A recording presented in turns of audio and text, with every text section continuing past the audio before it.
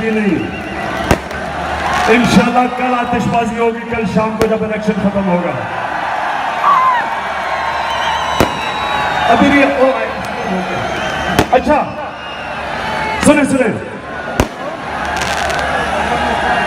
Election में लाहौर के लोग फैसला करेंगे कि क्या वो अपनी अदलिया के साथ खड़े, वो अदलिया जिसने पहली दफा ताकतवर को इंतजाम किया।